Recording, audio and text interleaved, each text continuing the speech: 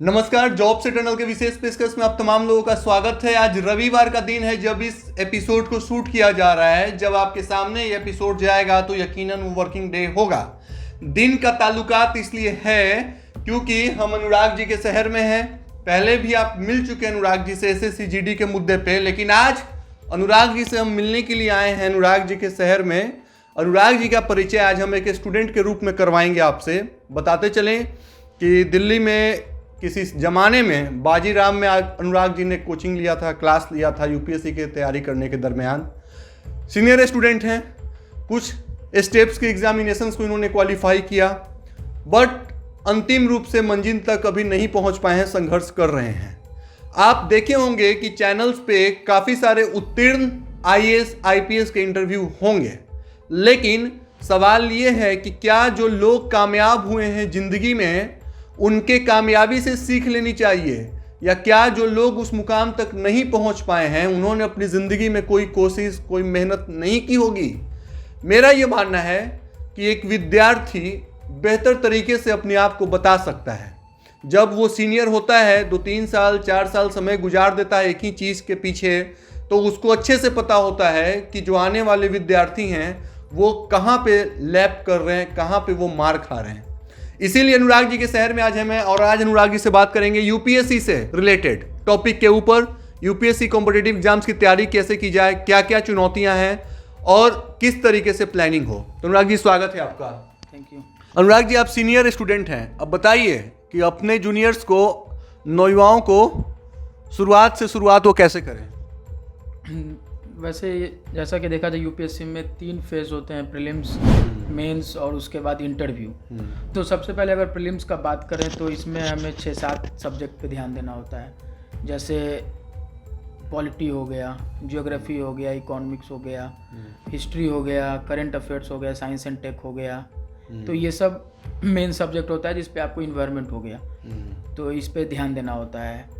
तो अब इसमें हम बात करें कि एक एक सब्जेक्ट से हम बात करते हैं। जैसे अगर हम पहले पॉलिटी से चलते हैं, इंडियन पॉलिटी, जो कि एक किताब ही आप पढ़ ही रहे थे इंडियन पॉलिटी। आज शनिवार का दिन है, रविवार का वीकेंड है, लेकिन आप लोगों के लिए सब दिन एक समान है।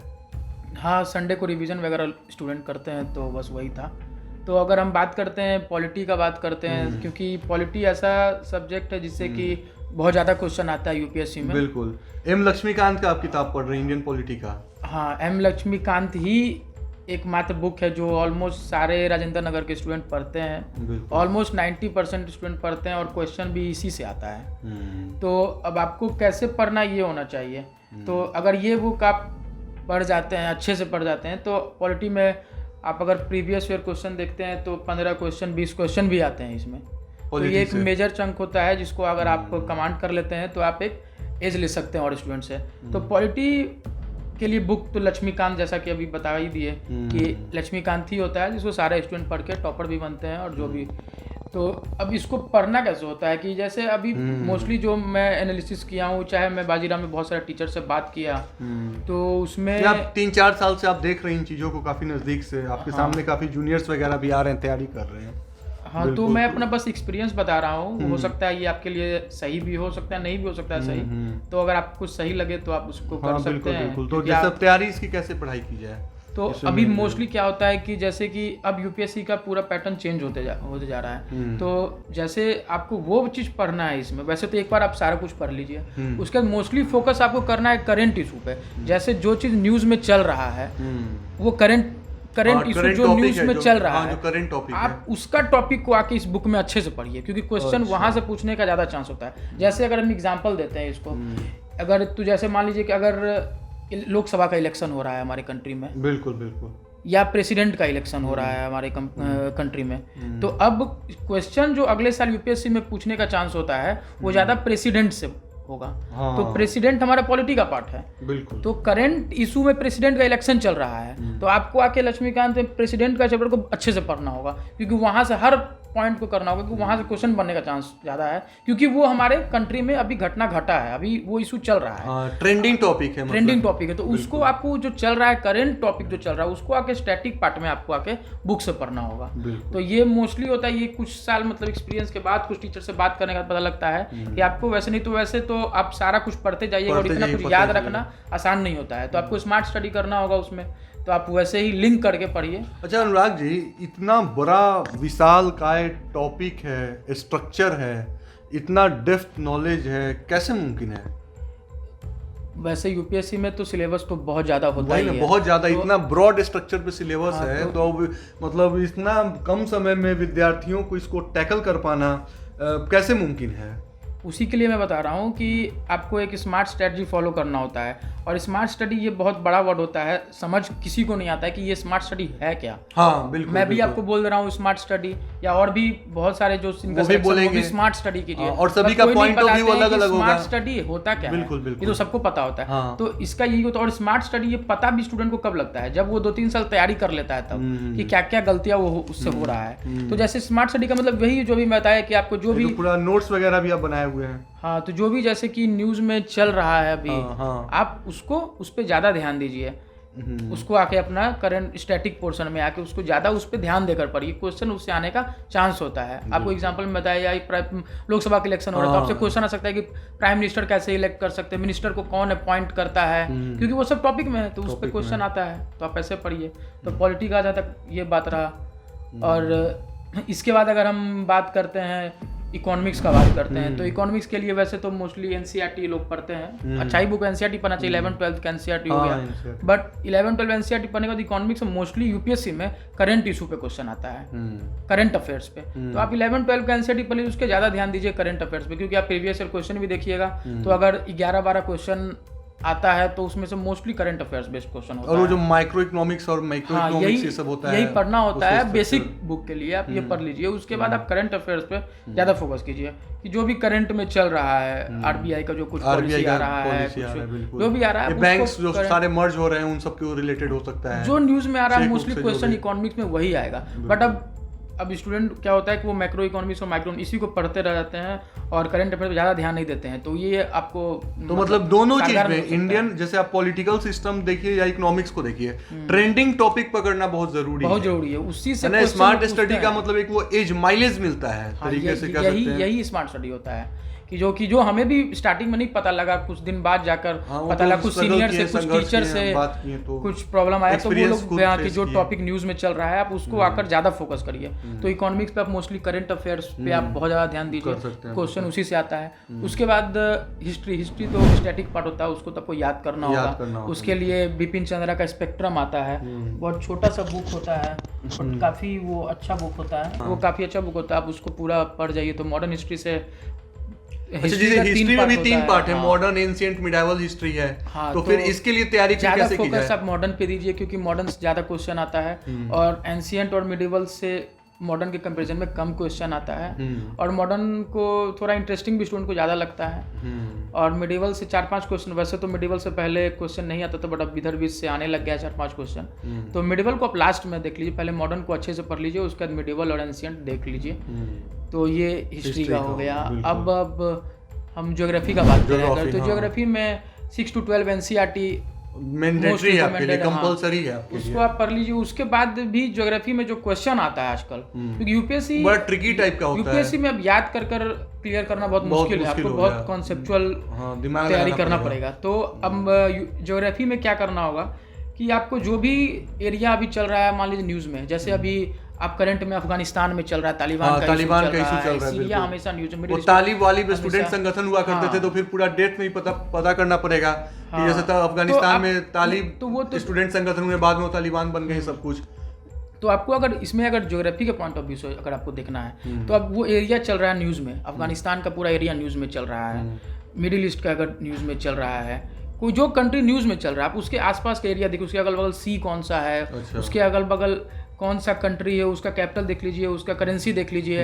अगर आपसे पूछता है कि कोई सी, इसके बॉर्डरिंग कौन सा इलाका है, ये सब क्वेश्चन काफ़ी आप लैंडलॉक कंट्री जो भी प्रिपरेशन करते हैं, पिछले साल भी क्वेश्चन आया था, पिछले साल 2019 में शायद कि वो ब्लैक सी को कौन सा कंट्री करता है, ब्लैक सी रेड सी, इसी तरह का क्वेश्चन आता है कि कौन सा कंट्री उनको बॉर्डर करता है। तो वो क्वेश्चन रैंडम नहीं आ जाता क्योंकि आप पूरा मैप को याद नहीं कर सकते हैं, बहुत सारा सी है, तो आप सारे सी के नेबरिंग इलाका को आप देख नहीं सकते। तो ये भी पूछ सकते हैं कि वहां पे जैसे वहीं सामने कौन से माउंटेन है, रेंज कौन सा है, कुछ भी पूछ सकते हैं। तो आपको वो देखना है ना कि माउंटेन तो हमारे कंट्री में बहुत सारा है, रिवर बहुत सारा है। हाँ, एक सवाल है, जैसे अभी आपने कहा कि अफगानिस्तान के ज्योग्राफिकल कंडीशन के बारे में आप पढ़ लीजिए ज्योग्राफी से रिलेटेड, बट एक सवाल था जो मैं बोलते बोलते हो सकता है कि इस पॉइंट पे खरा ना उतरे, जैसे तालिबान का पूरा इशू था या चल रहा है, तो ये चीजें कौन से टॉपिक में आती हैं, कौन से सब्जेक्ट में आती हैं? वैसे ये टॉपिक जो है वो इंटरनेशनल रिलेशन का टॉपिक है। अच्छा, जो तालिबान का या फिर जैसे पहले अमेरिका वहां पे गया, फिर बाद में यूएसएसआर आया है ना, वो सब इंटरनेशनल रिलेशन का टॉपिक है। बट वो अलग से ही हो जाता है। हाँ, वो एक अलग सब्जेक्ट, वो मेंस में आपको ज्यादा जरूरत होता है,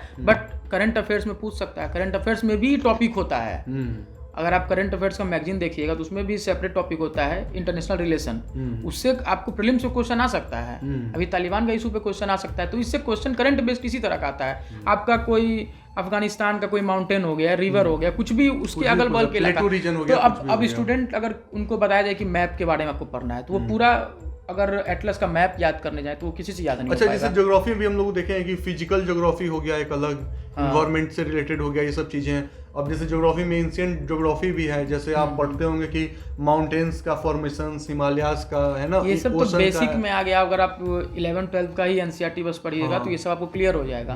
तो बट ये सब अब डायरेक्ट क्वेश्चन यूपीएससी में नहीं आता है कि ये नदी कहाँ से बह रही है, ये सब कम चांस होता है। आपको जो न्यूज में ये भी क्वेश्चन आ सकता है कि कौन सा नदी कहाँ से आ रहा है, किस माउंटेन से आ रहा है, बट वो न्यूज में अगर होता है तो ज़्यादा चांस होता है, क्योंकि ये तो आपको एक स्मार्ट स्ट्रेटजी बता रहे हैं कि जैसे आप पूरा मैप को पूरा याद नहीं कर सकते हैं, पूरा रिवर याद नहीं कर सकते हैं, पूरा माउंटेन याद नहीं कर सकते हैं, बिल्कुल ओशन और पूरा ये सब कुछ नहीं याद इतना याद नहीं कर सकते। और इतना जो स्टूडेंट याद करता है उसको 6-7 साल 8 साल भी लग जाता है। और जो स्टूडेंट देखते हैं कि आप 3 साल 4 साल में निकाल दिया, 2 साल में निकाल दिया, उसको ये चीज पता हो जाता है पहले कि अब हमको सारा रिवर को याद नहीं करना है। जो अभी न्यूज में अब अफगानिस्तान में चल रहा है न्यूज में, तो हम उसके अगल बगल का रिवर देख लिए।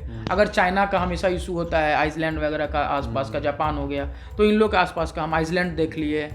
कुछ वोल्केनो इरप्शन हुआ है तो उसके आसपास का इस तरह और से जो नेचुरल कैलेमिटी है वो भी सारा इसी में आता है, या फिर वो डिजास्टर मैनेजमेंट में तो स्पेसिफिकली आता है। बट करंट अफेयर्स में आपसे कुछ भी पूछा जा सकता है कि कहाँ ये वोल्केनो अभी रिसेंट में कहाँ वोल्केनो इरप्ट हुआ, कुछ भी पूछा सकता है। तो मेनली मेरा ये फोकस है कि आप करंट इशू से लिंक करके करिए, नहीं तो आपको पूरा याद करना पड़ेगा, जो कि पॉसिबल नहीं है। याद आप कर भी लेते हैं तो एग्जाम में भूल जाइएगा। और अभी आपने पहले भी बताया कि अब पहले वाला जो एग्जाम का पैटर्न नहीं रहा है कि आप याद कर लीजिए, रट लीजिए और एग्जाम को आप क्वालिफाई कर दीजिए। और नहीं, वैसे अब आपको दिमाग लगाना ही पड़ेगा, बहुत कॉन्सेप्चुअल क्वेश्चन पूछा जाता है, तो आपको वैसे ही लिंक करना और जो अलग नेक्स्ट सब्जेक्ट है अनुराग जी, उसके बारे में क्या कहना चाहेंगे? सब्जेक्ट अब इसके बाद इंपॉर्टेंस ऑफ इन्वायरमेंट, इससे काफ़ी क्वेश्चन आ रहा है क्योंकि वैसे भी इन्वायरमेंट को प्रिजर्व करना अभी बहुत ज़रूरी है। करंट काफ़ी गवर्नमेंट भी लगे हुए हैं, सारे गवर्नमेंट भी अभी इसी पे इन्वायरमेंट को कैसे बचाया जाए, कैसे हमें सब कंजर्व किया जाए, तो इसके पे सब लोग लगे हुए हैं। तो ये बहुत आजकल ट्रेंडिंग टॉपिक होते जा रहा है। इन्वायरमेंट से काफ़ी क्वेश्चन पूछा जा रहा है, तो इसके लिए बेसिक बुक अगर करें तो शंकर IAS का इन्वायरमेंट का बुक आता है, तो मोस्टली स्टूडेंट वही पढ़ते हैं, शंकर IAS का। ये आप स्टैटिक पोर्शन के लिए, एक बेसिक नॉलेज के लिए आप पढ़ ले सकते हो। उसके बाद करंट अफेयर्स पढ़िए, क्वेश्चन करंट अफेयर्स से रिलेटेड ही आएगा। इन्वायरमेंट में भी तो करंट अफेयर्स आप बोल रहे हैं पढ़ने के लिए, तो न्यूज़पेपर कौन सा पढ़ना चाहिए? जैसे करंट अफेयर्स है तो न्यूज़पेपर पढ़ेंगे तभी ना, तो अब इतना सारा मार्केट में न्यूज़पेपर है। न्यूज़पेपर आप द हिंदू पढ़िए और Indian express, 2 newspaper mostly recommended होता है। वो तो मेडिसिन है उसमें, हाँ, दोनों न्यूज़पेपर वो इंपॉर्टेंट होता है। तो आप उसमें से मोस्टली द हिंदू पढ़िए, ज़्यादा रिकमेंडेड है। एडिटोरियल जो है 90% लोग हिंदू ही पढ़ते हैं। वैसे दोनों न्यूज़पेपर बढ़िया है, आप एक बार दोनों पढ़कर देख लीजिए। आपका जिसका लैंग्वेज आपको सही लगे आप वो पढ़िए।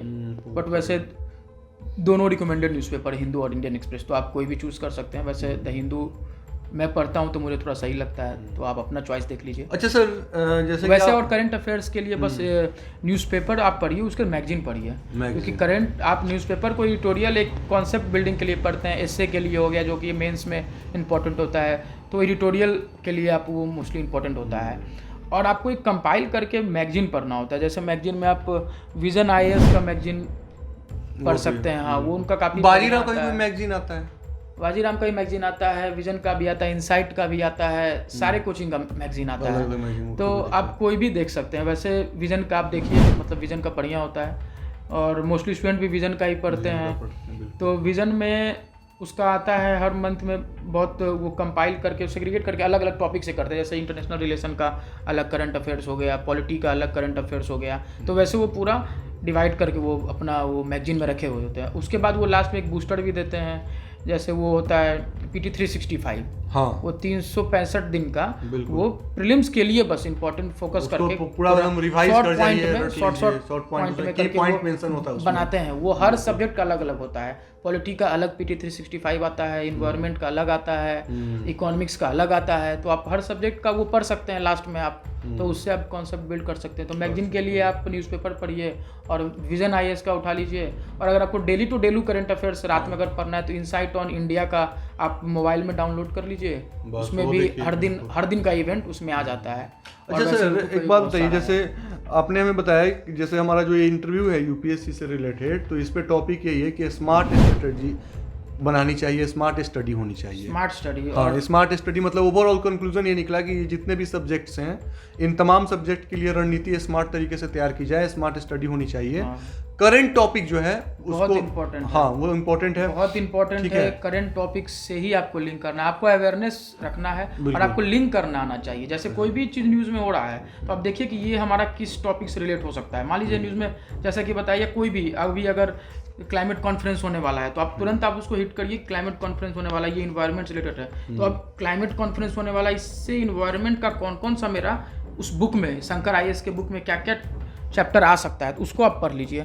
जो इवेंट हो रहा है उससे रिलेटेड आप स्टैटिक आके पढ़िए, बिल्कुल क्वेश्चन का ज़्यादा चांस होता है वहीं से आने का। बिल्कुल। अच्छा सर, कुछ दिन पहले बिहार के पूर्व DGP गुप्तेश्वर पांडे जी भी बता रहे थे, उनका हमारे चैनल पे इंटरव्यू भी आया था, मतलब सेशन था जब वो स्टूडेंट्स के साथ इंटरेक्ट कर रहे थे, कि डिसिप्लिन कितना ज़रूरी है।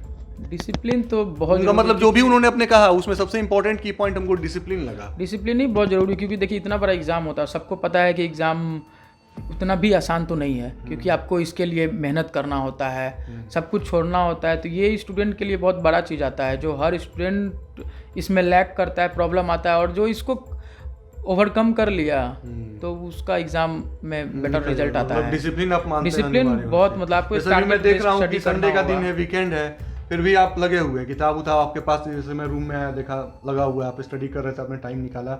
मतलब कैसे हम अपने आप को संयम कर लेते हैं, कंट्रोल कर लेते हैं, या फिर आज जो स्टूडेंट्स एग्जाम की तैयारी कर रहे हैं वो सभी स्टूडेंट्स ये काम करते हैं? ज़्यादातर देखा गया कि वो संडे को भी लाइब्रेरी में रहते हैं, बट लेकिन हर स्टूडेंट के फेज में वो टाइम आता है जिस टाइम पे उनको तो कभी उतना पढ़ाई उनसे नहीं हो पाता है, कभी ज़्यादा पढ़ाई होता है, कभी वो ज़्यादा सीरियस होते हैं, वो सब में आता है। अब आज संडे तो ऐसा नहीं कि मैं हमेशा पढ़ूंगा, शाम में घूमने भी निकलूंगा, तो उस तरह से होता है। आपको अपना मैनेज करना है टाइम की, कैसे इतना घंटा अगर आपको देना है 8 घंटा। अच्छा, स्टडी के लिए कंटिन्यूटी कैसे दिया जाए? जैसे कि 8 घंटा डेली पढ़ना ही पढ़ना है। कुछ स्टूडेंट्स होते हैं कि एक दिन पढ़ गए 16 घंटा, अगले दिन 2 घंटा पढ़ गए, पूरा दिन सोए हुए हैं, तो कंटिन्यूटी का क्या रोल है? वैसे तो पढ़ाई नहीं होगी, एक दिन 16 घंटा पढ़ लिए, दूसरे दिन आप 8 घंटा पढ़िएगा, तो वैसे आपको अगर आप 16 घंटा जिस दिन पढ़ लिए तो 16 घंटा अगर आप कंटेंट आप अपने दिमाग में लिए हैं तो उसको रहना भी तो चाहिए। इसलिए ऐसा कंटेंट जिस दिन आपका दिमाग ले सके। अब 16 घंटा 20 घंटा का कंटेंट हम एक दिन में दे देंगे तो वो हम पढ़ लेंगे, बट वो दिमाग नहीं ले पाएगा। तो इसलिए आप इतना लीजिए जितना आपका दिमाग अच्छे से ग्रैप्स कर सके। तो आप 8 घंटा 9 घंटा की स्टडी अगर हर दिन आप कंटिन्यूटी मेंटेन करके रखते हैं तो आपको बढ़िया रिजल्ट आ सकता है। मतलब कंटिन्यूटी होनी चाहिए स्टडी में। हाँ, आप टारगेट बेस्ड अप्रोच अपना करिए कि आज हम अगर लक्ष्मीकांत उठाए हैं तो लक्ष्मीकांत को हमको 5 दिन में या 7 दिन में पूरा बुक खत्म कर देना है। उसके बाद फिर आप कोई दूसरा बुक उठाइए तो आप उसको हमको खत्म करना है। इस तरह 7 दिन में आप करिए। 7 दिन का आप टारगेट बनाया है तो आपको अब जैसे खत्म करना है आप 7 दिन में आप खत्म करिए, तो आपको खुद में खुद कंटिन्यूटी आ जाएगा कि अगर मेरा टारगेट है 7 दिन में खत्म करने का तो आज आप 6 घंटा ही पढ़ें तो कल आपको लगेगा कि अरे कुछ गलत हुआ है, नहीं मेरा टॉपिक नहीं हो पाएगा, तो आप 10 घंटा पढ़ सकते हैं। इस बीच में दर्शकों से कहना चाहूँगा कि आप तमाम लोगों के इंटरव्यू को देखिए और सुनिए। जो लोग होंगे वो यही कहेंगे कि डिसिप्लिन, निष्ठा, ईमानदारी, लगन, हिंदी के बड़े बड़े शब्दों का प्रयोग किया जाएगा कि आपको इस पे कसौटी पे खरा उतरना है और इसकी तैयारी करना है। बहुत ऐसे कम गिने चुने विद्यार्थी होंगे जो आपको बताएंगे कि स्मार्ट स्टडी और उसके लिए रणनीति कैसे तैयार की जानी चाहिए। हमारा इस इंटरव्यू करने का फोकस और सेशन यही है कि इस इंटरव्यू के माध्यम से हम देखना चाहते थे कि जो एक विद्यार्थी होते हैं, जो यूपीएससी के एग्जाम्स की तैयारी करते हैं, जब वो इस जिंदगी को जीते हैं तो कैसा महसूस करते हैं और उनकी जिंदगी दिनचर्या कैसी होती है। इसी चीज़ को देखने के लिए, महसूस करने के लिए हम सीधे अनुराग जी के पास आए थे। अनुराग जी, आपने स्मार्ट स्टडी का जिक्र किया है, आपने बताया कि कंटिन्यूटी कैसी होनी चाहिए, कुछ और ऐसी चीज़ें बताएं जिसके बारे में स्टूडेंट जो हैं वो मार खा जाते हैं, उसमें गलती कर देते हैं या उनका लूप फॉल होता है और 3-4 साल के बाद उनको रिग्रेट होता है कि अरे उस टाइम में अगर हम ये काम ना करते तो शायद आज मेरा परिणाम बेहतर आ सकता था। तो और क्या क्या चीज़ें, क्योंकि देखिए आप ऑलरेडी उस लाइफ को लीड कर रहे हैं, जी रहे हैं या जी चुके हैं, तो आपको बेहतर तरीके से पता है। ये एक ऐसा मंच है, प्लेटफॉर्म है, जिससे हम चाहते हैं कि सच्चाई, निष्ठा और ईमानदारी के साथ एक विद्यार्थियों के साथ प्रॉपर इंटरेक्शन हो। तो और कहाँ वैसी जगह है जहाँ वो मार खा जाते हैं, जो बाद में उनको रिग्रेट फील होता है? और एक सबसे इम्पॉर्टेंट चीज़ है, जैसे ये तो मैं प्रीलिम्स का डिस्कशन किया आप लोगों से, और उसके बाद ऑप्शनल का चयन, ये बहुत बड़ा इंपॉर्टेंट रोल प्ले करता है, क्योंकि ये ऑप्शनल का चयन आपको प्रीलिम्स के बाद नहीं करना है, वो तो आपको जिस टाइम पे आप तैयारी करना स्टार्ट किए हैं उसी टाइम पे आपको करना है। एग्ज़ाम आपको प्रीलिम्स क्वालिफाई करने के बाद देना है ऑप्शनल का, बट आपको चयन तो करना है स्टार्टिंग में ही, जब आप ये डिसाइड किए हैं कि हमको यूपीएससी करना है। तो इस टाइम पे स्टूडेंट का बहुत दिमाग ख़राब होता है, उनको समझ नहीं आता है कि क्या ऑप्शनल लिया जाए, क्योंकि जो आर्ट्स बैकग्राउंड के स्टूडेंट होते हैं उनको तो पता है कि उनका जो भी ग्रेजुएशन में सब्जेक्ट हुआ है उसको ले लेते हैं, बट मोस्टली आजकल बीटेक का स्टूडेंट इस एग्ज़ाम में आ रहे हैं तो उनको नहीं समझ में आता है कि क्या लें, क्योंकि उनके लिए बहुत बड़ा चैलेंज होता है कि कौन सा ऑप्शनल लिया जाए। तो उस केस में जैसा कि हम अपने टाइम पे बहुत सारा पैरामीटर पे ये देखे थे कि क्या ऑप्शनल बेटर हो सकता है मेरे लिए, तो हम लोगों ने वो सोशियोलॉजी, एंथ्रोपोलॉजी, सोशियोलॉजी बहुत सारा बीटेक का स्टूडेंट लेता है सोशियोलॉजी ऑप्शनल, और तो मेरा ऑप्शनल तो एंथ्रोपोलॉजी है। तो एंथ्रोपोलॉजी लेने का मेरा कारण ये था कि एंथ्रोपोलॉजी में most of the cheese static होता है। स्टैटिक मतलब कि जो चीज़ पहले हो चुका है वही आता है, अब उसमें कुछ नया इनोवेशन का चांस बहुत कम है, और थोड़ा मोड़ा होता है तो वो मैनेजेबल होता है। अगर आप इसके कंपैरिजन में आप अगर पॉलिटिकल साइंस लेते हैं, क्योंकि बहुत स्टूडेंट पॉलिटिकल साइंस ले लेते हैं, तो पॉलिटिकल साइंस में बहुत सारा चीज़ आ जाता है। जैसे पॉलिटिकल साइंस में पॉलिटी तो आता ही है, उसका इंटरनेशनल रिलेशन आता है, तो वो चीज़ जो इंटरनेशनल रिलेशन, ये इंटरनेशनल रिलेशन जो वर्ड है ये पिछले 1-2 सालों से काफ़ी प्रचलन में बढ़ा है।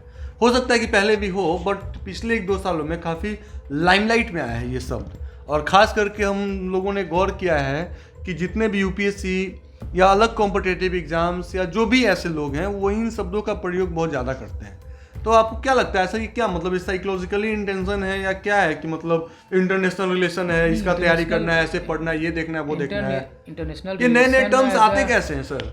ये आईआर ऐसा जो चीज़ है, ये ऐसा एज ए स्टूडेंट ही इम्पोर्टेंट नहीं है हम लोग को। ये आप जो भी कोई न्यूज़ देख रहे हो हमारे घर में, मतलब मेरे एल्डर्स लोग या जो भी मेरे फैमिली जो भी न्यूज़ देख रहे हैं, वो उनको ही पता होता है कि हर दिन आज हमारे कंट्री में पीएम आज इधर यहाँ विजिट करने गए, आज हमारे एक्सटर्नल अफेयर मिनिस्टर जयशंकर यहाँ मीटिंग करने गए, या कोई पहले जो भी थे एक्सटर्नल मिनिस्टर वो कहीं।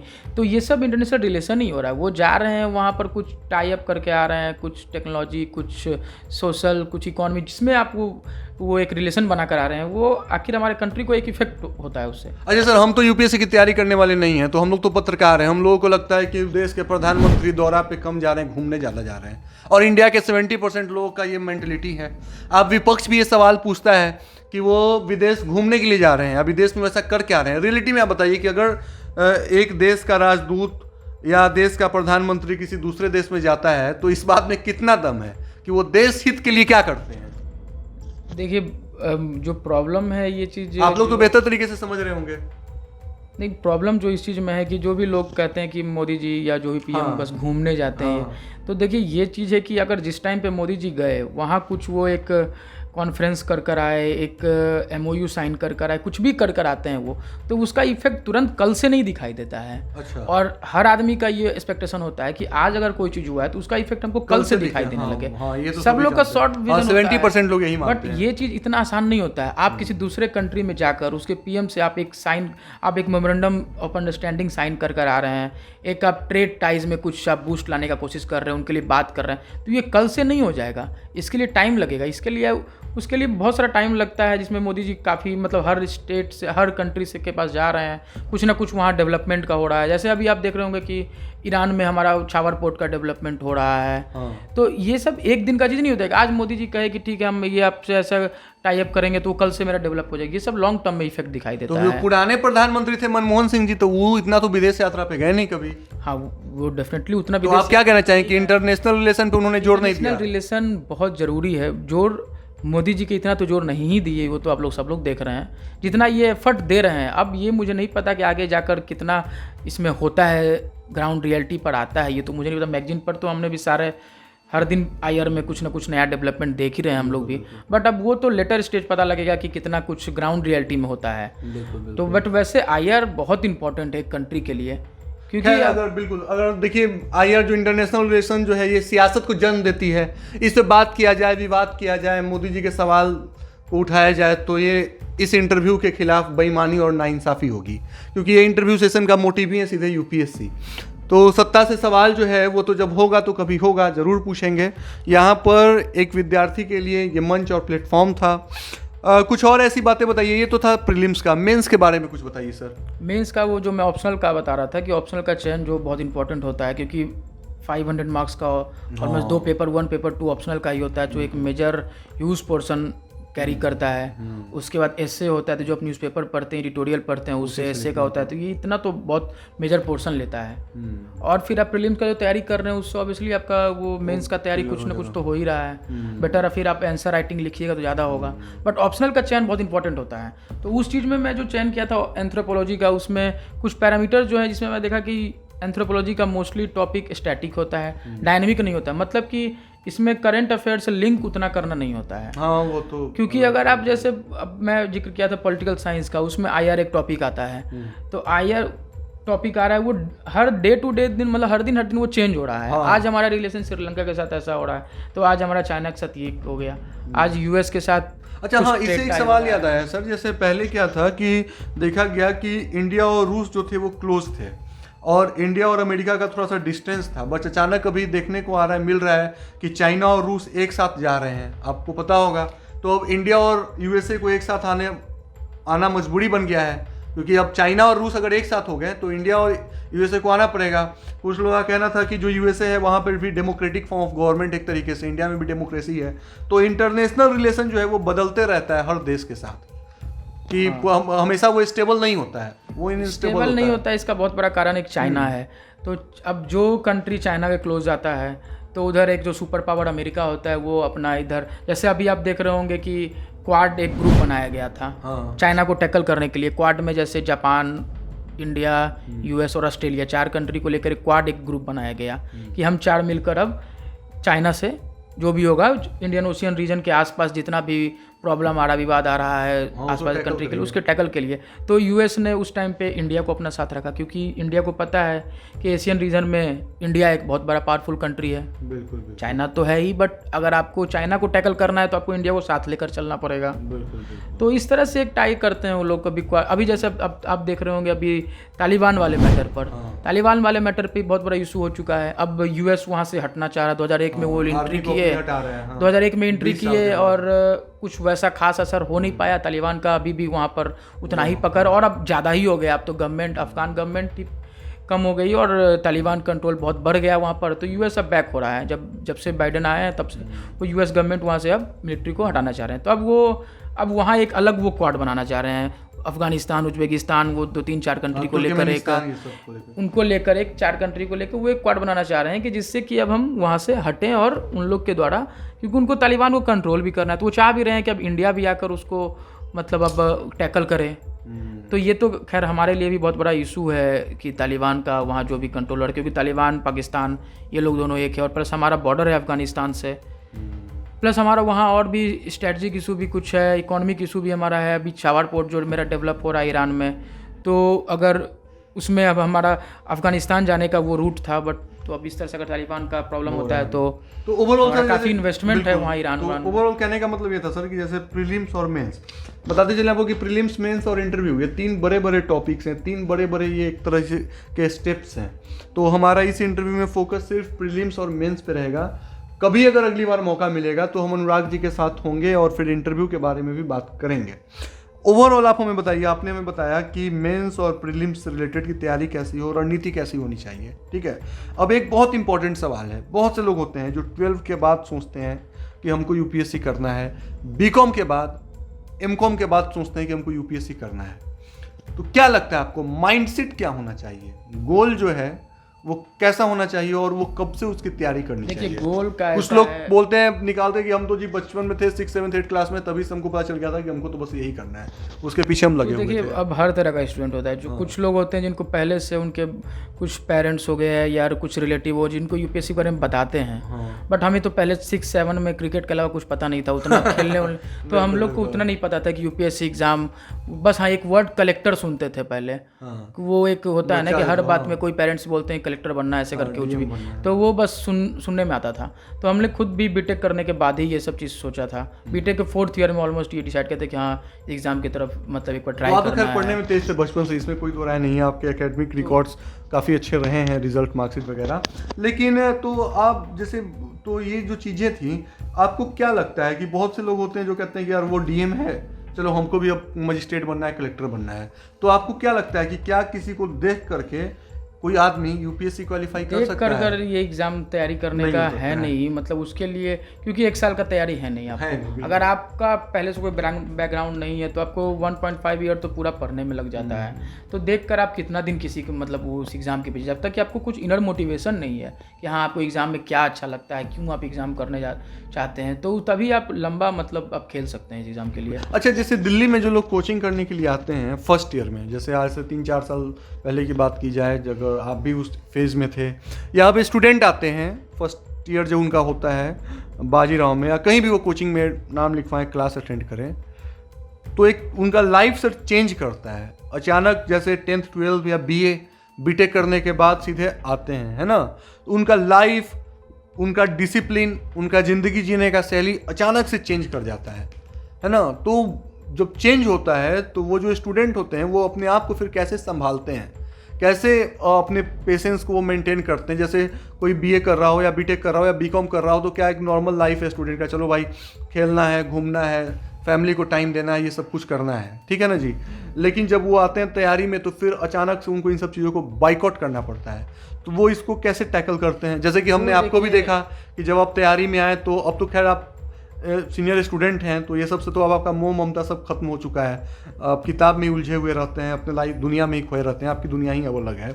लेकिन शुरुआती दिनों में इसको स्वीकार करना कितना चुनौतीपूर्ण भरा था? देखिए स्टार्टिंग फेज में बहुत भी चुनौती नहीं होता है। स्टार्टिंग फेज में क्या होता है ना कि आपको उस टाइम पे बहुत जोश होता है, जिस टाइम पे आप सोचते हैं कि हमको एग्ज़ाम IAS का एग्ज़ाम करना है, तो उस टाइम पे बहुत जोश होता है और उस टाइम पे कोचिंग क्लास लोग का चलता है, तो उस टाइम पे उनका टाइम सही कटता है, क्योंकि वो most of the 5 hours almost coaching में उनका चला जाता है, क्लास में 4-5 आवर्स उनका क्लास में चला जाता है, फिर उनको टाइम नहीं मिलता है, वो पढ़ते अपना होता है। उस टाइम पे पहला 1-2 साल तो बहुत जोश होता है, बीच के टाइम प्रॉब्लम आता है, जब आपका 2-3 साल हो सकता है रिजल्ट नहीं आ रहा हो, तब फिर आपको प्रॉब्लम आता है कि अब आपके पास सेम चीज़ को बार बार पढ़ना होता है, क्लास भी नहीं होता है, आपके पास क्लास ख़त्म हो गया होता है, फिर आपको सेल्फ स्टडी पूरा करना होता है। तो इस टाइम पे आपका थोड़ा दिमाग को आपको बैलेंस बना कर रखना होता है। और स्टार्टिंग में तो जैसे ही जब आप इतना मैच्योर बीटेक के बाद हो जाते हैं या ग्रेजुएशन के बाद हो जाते हैं कि आपको पता होता है कि अब आप कुछ करियर के लिए करना है, तो खुद ब खुद आप धीरे धीरे चीज़ों को बाइकआउट करने लग जाते हैं। लेकिन ये भी एक तरीके का बहुत बड़ा टफ चैलेंज है। 25-26 साल के युवा होते हैं, 20 साल से 26 साल के बीच में वो लोग इस तरीके के कॉम्पिटिटिव एग्जाम्स में आते हैं, एक तरीके से अपने उमंग को, खुशियों को, है ना, इसको मार देते हैं, इनका गला घोट देते हैं और फिर वो स्ट्रगल की दुनिया में आते हैं। ऐसा तो एक बहुत बड़ा टफ चैलेंज भी है और लोग एग्ज़ाम्स को निकालते भी हैं। लेकिन ओवरऑल आप स्टूडेंट्स को जाते जाते अब क्या संदेश देना चाहेंगे? मैं खुद एक स्टूडेंट हूँ और मैं बस यही बताना, वो स्टूडेंट तो आदमी पूरी लाइफ रहता है इसमें, कोई 50-60 साल उम्र हो जाता है फिर भी आदमी सीखता है, पूरी जिंदगी आदमी को सीखना है। अगर आप लोग जो देख रहे हैं वीडियो, वो अगर कुछ अपना कोई भी तैयारी कर रहे हैं, वो कुछ बताना चाहते हैं, तो उससे हम भी सीख सकते हैं। और मेरा कुछ आपको चीज़ अच्छा लग रहा है तो आप सीख सकते हैं, क्योंकि मैं भी कोई मतलब सारा कुछ जानता नहीं हूँ, बस छोटा सा तैयारी किया हूँ, तो उसमें जो पता है बस मैं आपको बता रहा हूँ और कुछ टीचर से सीख कर बता रहा हूँ, तैयारी करना भी बहुत बड़ी बात है, सीख कर बता रहा हूँ। हिंदुस्तान में 135 तो आप भी जो देख रहे हैं आप बता सकते हैं कुछ, अगर आपके पास कुछ नया लेकिन आप अपने जूनियर्स को क्या कहना चाहेंगे? मैं जो भी वही बताना चाहता हूँ कि जो मैं बताया हूँ आपको पढ़ने का तरीका, वो आप डिसाइड करिए, वो आप स्टार्टिंग से मतलब इसको फॉलो कीजिए। सबसे ज़्यादा फोकस कीजिए करंट अफेयर्स पे, क्योंकि मोस्ट ऑफ द क्वेश्चन यहीं से आता है, और जो कि सबसे डिफिकल्ट होता है स्कोर करना करंट अफेयर्स में, क्योंकि बहुत वास्ट होता है। तो करंट अफेयर्स में बहुत ज़्यादा पकड़ बनाइए, और भी जो पॉलिटी हो गया, ज्योग्राफी हो गया, इस पर पकड़ बन जाता है।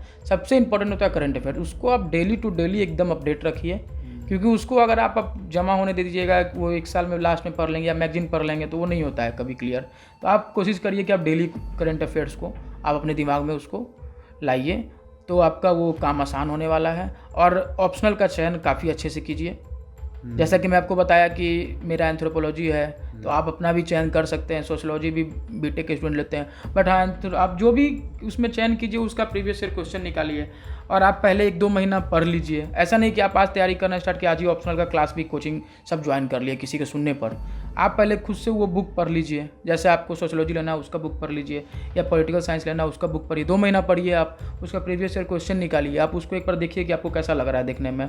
और मैं तो इसी तरह किया था। तो मैं जब क्वेश्चन एनालिसिस किया तो उसमें देखा कि एंथ्रोपोलॉजी का क्वेश्चन बहुत सारा रिपीटेड होता है और बहुत स्टैटिक होता है कि ये चेंज नहीं होने वाला होता है। तो जो पहले हुआ है उसको आप अच्छे से याद कर लीजिए, क्वेश्चन कैसे लिखना है, आंसर राइटिंग कर लीजिए, तो आप अच्छा मार्क्स ला सकते हैं। और जैसा कि देखें कि एंथ्रोपोलॉजी में पिछली बार भी अनुदीप दुरिसेट्टी, आप टॉपर का नाम सुनेंगे, वो भी एंथ्रो लिया था, और इस बार भी टॉपर जो आए 1 to 5 रैंक उसमें भी एंथ्रोपोलॉजी लोग लिए हैं। तो काफ़ी आसान होता है। उसमें एंथ्रोपोलॉजी के लिए बुक भी आप देख रहे होंगे, ये विवेक वासमे का, ये काफ़ी अच्छा बुक होता है। काफ़ी ये भी अनुदीप दृष्टि ही लिखे हुए हैं, जो AIR 1 लाए थे 2017 में। तो ये काफ़ी क्वेश्चन एंड आंसर फॉर्मेट में इस बुक में लिखा हुआ था। तो ये बुक भी मुझे काफ़ी अच्छा लगा, तो मैं इसको देखता हूँ। और ज़्यादा चेंजेस नहीं होता है इसमें, कोई करंट अफेयर्स का लोड नहीं होता है। ये कुछ करंट इशू से हमको लिंक करना होता है आंसर में, थोड़ा बहुत लिंक करना होता है, तो वो आप मैनेज कर सकते हैं। बेसिकली इसमें ह्यूमन का स्टडी होता है, कैसे ट्राइबल में कैसे मैरिज होता था, कैसे ह्यूमन का इवोल्यूशन हुआ है, तो इन सब चीज़ को पढ़ना होता है। तो काफ़ी आपको अच्छा भी लगेगा। वैसे आपका मर्जी है, आप जो भी पढ़िए आप इसी स्ट्रेटजी से चलिए कि आप पहले उसको 2-3 महीने आप पढ़िए, उसके बाद एनालिसिस करिए, फिर आप डिसाइड कीजिए, क्योंकि ये मेजर पार्ट होता है सिलेक्शन के लिए ऑप्शनल। बहुत लोग तो करते हैं कि 4th अटेम्प्ट में 5th अटेम्प्ट में जाकर वो ऑप्शनल चेंज करते हैं। वैसे ये अनुदीप दुरिसेट्टी जो 1 रैंक लाए थे, ये भी अपना लास्ट अटेम्प्ट में जाके शायद एंथ्रोपोलॉजी लिए थे, जैसा कि मुझे पता है। पहले वो उनका कोई और ऑप्शनल था, बाद में वो चेंज किए थे। ऐसा बहुत स्टूडेंट करते हैं। तो जैसा कि मुझे सुनने आया था, मे बी ये नहीं भी हुआ होगा, बट जैसा कि और वहाँ राजेंद्र नगर में स्टूडेंट बताते थे। तो आपने देखा, सुना, संयम रखा। ये थे हमारे साथ अनुराग जी। हमने चर्चा किया, चिंतन मंथन किया कि किस तरीके से पैमाना तय किया जाए और उस पर किस तरीके से काम किया जाए। ज़िंदगी बहुत बड़ी है और इस बड़ी ज़िंदगी को शानदार जानदार बनाने के लिए समाज में आपका अहम योगदान होना बहुत ज़रूरी है। तो UPSC या अलग कॉम्पिटिटिव एग्ज़ाम्स इंडियन गवर्नमेंट के थ्रू होते हैं, तो वो एक बहुत बड़ा मील के पत्थर होते हैं। और सच में अगर एग्ज़ाम्स को हम क्वालिफाई करते हैं तो एक अलग से सुकून मिलता है। लगता है कि जो हमने किया, मेहनत किया, उसका हमें फल मिला है। अनुराग जी ने अपना कीमती वक्त हमें दिया, तहे दिल से आपका शुक्रिया अनुराग जी। Thank you. और बाकी अगर आपको कार्यक्रम अच्छा लगे तो इसे लाइक, शेयर, सब्सक्राइब, कमेंट ज़रूर करें। अगले एपिसोड में जब हमारे साथ इंटरव्यू में कोई और शख्सियत होंगे तो कोशिश यही होगा कि आपको एक्सप्लोर किया जाए टॉपिक के ऊपर।